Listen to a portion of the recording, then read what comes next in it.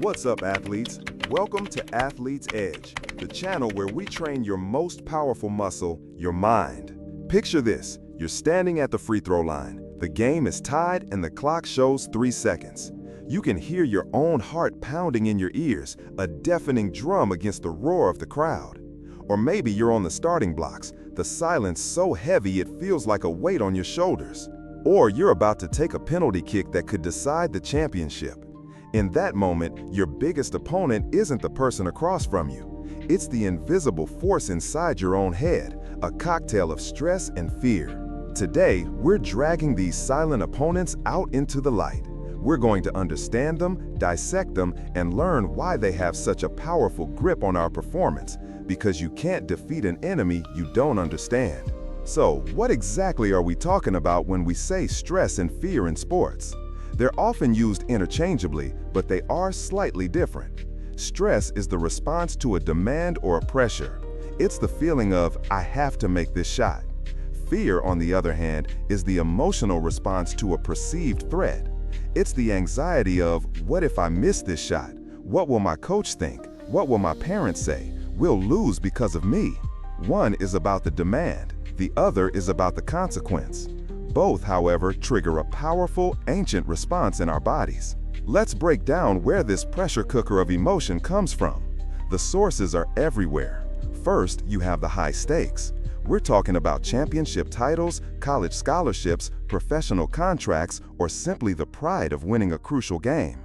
When the outcome feels like an all-or-nothing situation, our brain interprets it as a major threat, and the stress response kicks into high gear. Then there's the massive weight of external pressures. This is the world watching you. Your coaches, who have invested hours into your development, have specific expectations. You can feel their eyes on you, analyzing every move. Your parents, who have driven you to countless practices and invested financially and emotionally, want to see you succeed. Their support is amazing, but it can unintentionally add another layer of pressure. And then there's the fans, the media, the social media comments. In today's world, every performance can be broadcast, judged, and dissected by thousands of people. That feeling of being under a constant microscope is an enormous source of stress. But perhaps the most powerful and relentless source of pressure is internal. It's the voice inside your own head. It's your own expectations. It's the perfectionist who tells you that anything less than flawless is a failure. It's the comparison to your teammates or your rivals, constantly measuring yourself against their success.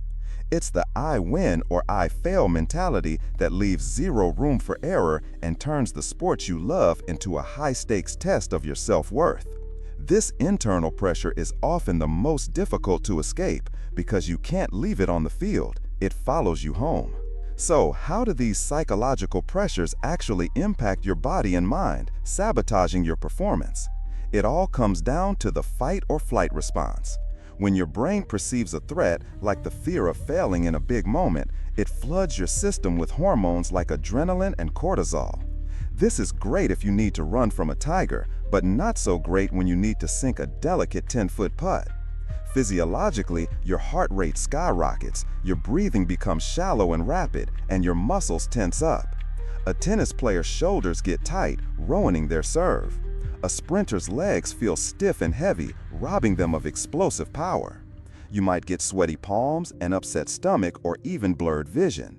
Your body is preparing for a physical battle, not for a display of fine motor skills and complex strategy. Cognitively, the effects are just as devastating. The prefrontal cortex, the part of your brain responsible for rational thought and decision-making, starts to go offline. You experience what's known as analysis paralysis, where you overthink simple actions that are normally automatic. You start thinking about the mechanics of your shot instead of just taking it. Your concentration shatters. You might get tunnel vision, where you're so focused on the threat that you miss an open teammate or a key strategic opportunity. Your decision-making becomes poor. You might make a risky pass you shouldn't or play too passively. And all the while, that negative self-talk can spiral into a catastrophic loop, replaying every past mistake and predicting future failures. Now, it's important to understand that not all stress is bad. At optimal levels, stress, or what psychologists call arousal, is actually a motivator. It gets you focused, energized, and ready for competition. Think of it like tuning a guitar string. If the string is too loose, the sound is dull and lifeless. That's you when you're under-aroused and unmotivated. If you tighten it too much, the string snaps. That's you when you're overstressed and panicking. The goal is to find that sweet spot, the perfect tension where you're in the zone, playing with focus, energy, and flow. The problem is that when the pressures we've discussed become overwhelming, they push us way past that sweet spot and into the detrimental zone.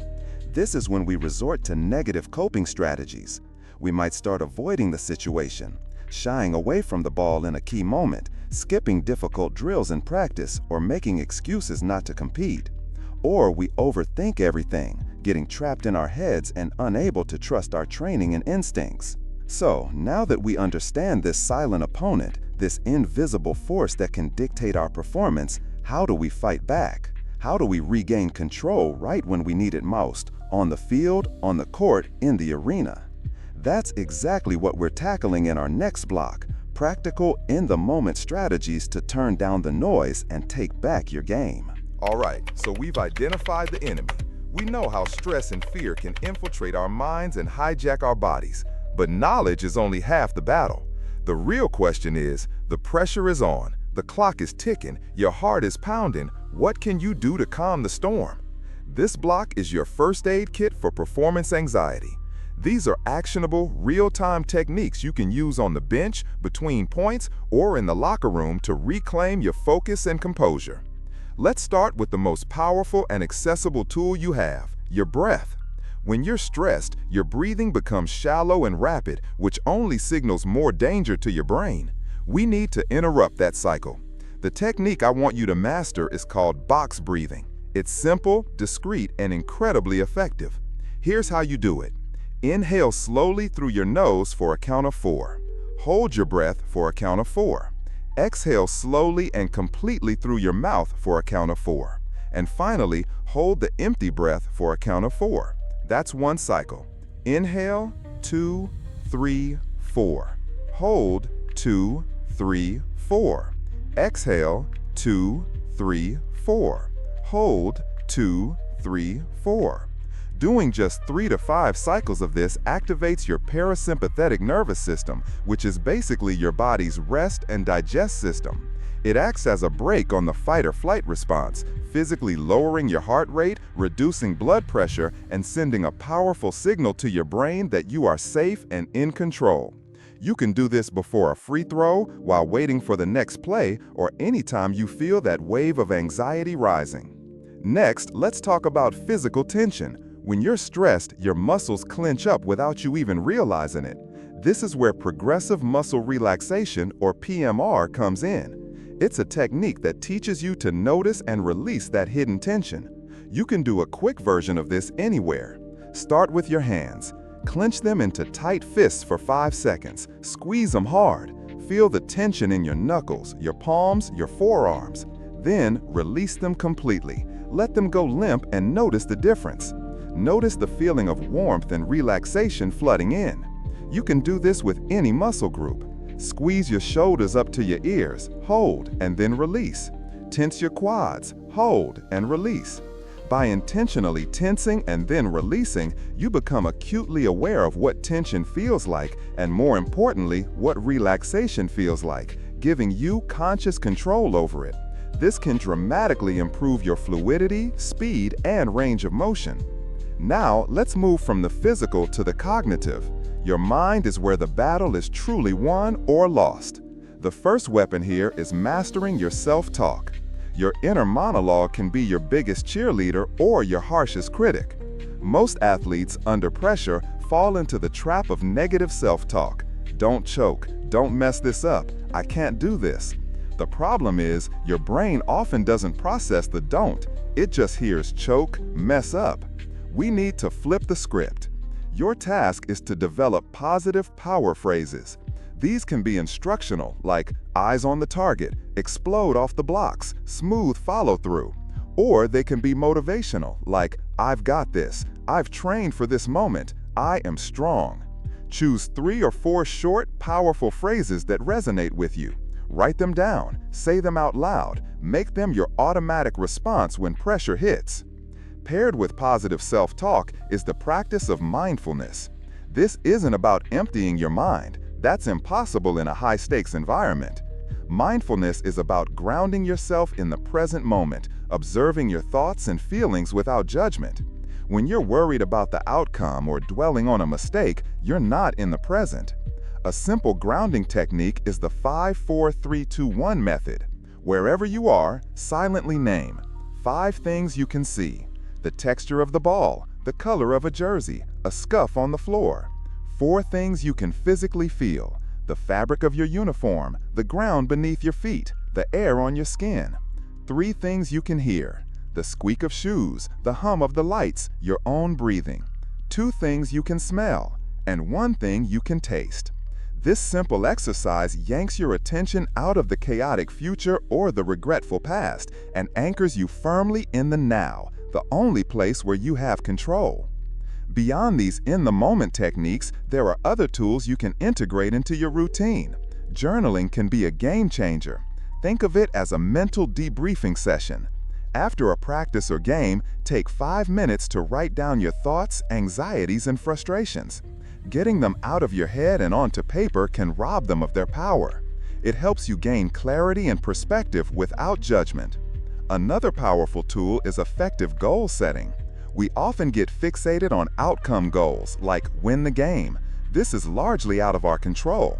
Instead, focus on process goals, the small, controllable actions that lead to success. Your goal isn't to win, it's to execute 10 clean passes, or maintain my target heart rate, or keep my defensive stance. Focusing on the process gives you a roadmap and a sense of control, which drastically reduces anxiety about the final score. Finally, let's talk about positive visualization. This is not just daydreaming, it's a structured mental rehearsal. Before a game, find a quiet space, close your eyes, engage all your senses.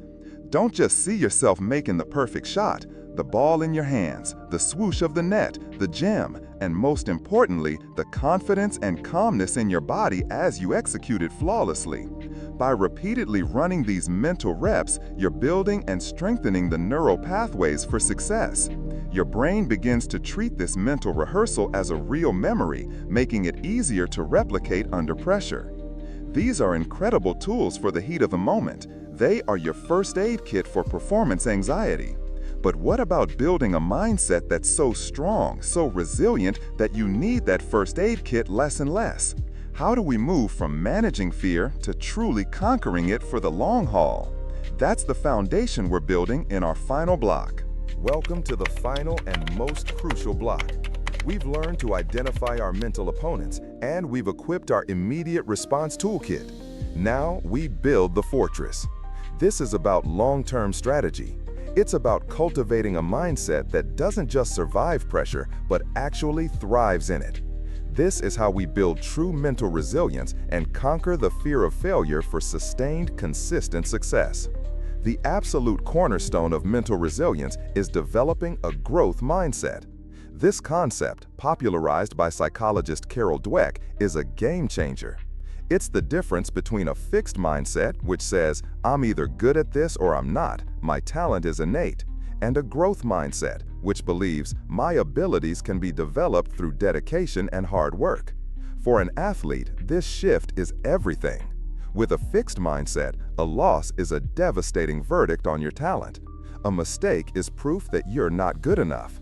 But with a growth mindset, a loss is no longer a failure, it's feedback. A missed shot is valuable data on what to adjust. A tough opponent isn't a threat, they're a partner in your growth, pushing you to become better. How do you cultivate this? Start with your language. Banish the phrase, I can't. Replace it with, I can't drone. When you receive criticism from a coach, don't see it as a personal attack. See it as a gift of information to help you improve. Start celebrating the effort, the grind, and the process, not just the win. This mindset reframes your entire athletic journey from a series of high-stakes trials into a continuous path of learning and improvement. Flowing directly from a growth mindset is the ability to embrace challenges. Athletes with mental toughness don't just tolerate difficulty, they seek it out. They understand that the grueling conditioning sessions, the frustrating drills where you fail over and over, and the matches against superior opponents are not punishments. They are the forge. Just as a sword is hammered and heated in fire to become strong and sharp, an athlete is forged in the fires of adversity. When you start to see these challenges as opportunities, the very things that are building your skill, your character, and your resilience, your relationship with fear changes. You're no longer afraid of the hard stuff because you know it's what's making you great. Now let's upgrade our visualization technique for long-term resilience. In the last block, we talked about visualization success. Now we're going to practice visualization under pressure. This is the next level. It's not just about seeing yourself win, it's about seeing yourself successfully navigating adversity. Close your eyes and imagine a realistic scenario where things go wrong. Imagine you're a quarterback and you just threw an interception. Imagine you're a swimmer and you have a bad start off the blocks. Imagine you're a basketball player and you're down by 10 points at halftime. Feel the frustration for a moment. Then, in your mind, visualize yourself taking a deep breath, using a power phrase, and immediately refocusing. See yourself making a perfect pass on the very next play. See yourself swimming the next 50 meters with flawless technique. This mental adversity training is like a vaccine for panic. You're preparing your mind for when things inevitably don't go to plan, so you can respond with calm, calculated composure instead of emotional chaos. A critical and often overlooked component of resilience is self-compassion. We are often our own worst critics. We'll say things to ourselves after a mistake that we would never dream of saying to a teammate. Self-criticism, "You're terrible, how could you be so stupid," doesn't motivate you.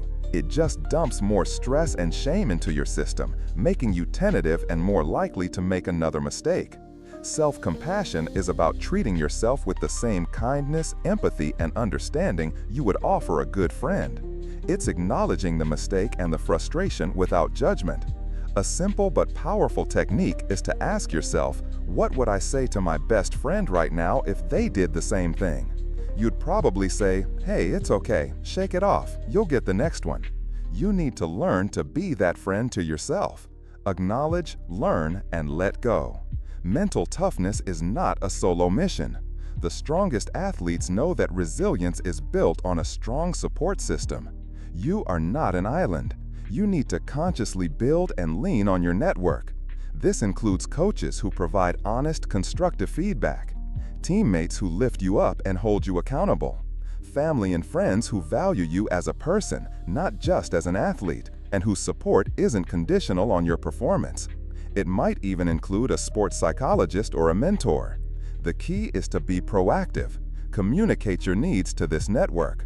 Let them know what helps you and what adds pressure.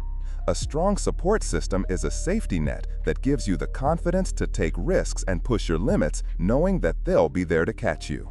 Now let's talk about the power of pre-performance routines. In the chaos and unpredictability of competition, routines are your psychological anchor. They create a bubble of familiarity and control, signaling to your brain and body that it's time to perform. The routine itself can be anything, but it must be consistent. It could be a specific music playlist you listen to on the way to the game, a specific sequence of dynamic stretches you always perform, a 5-minute visualization session, or eating the same pregame meal. The magic isn't in the specific actions, it's in the repetition.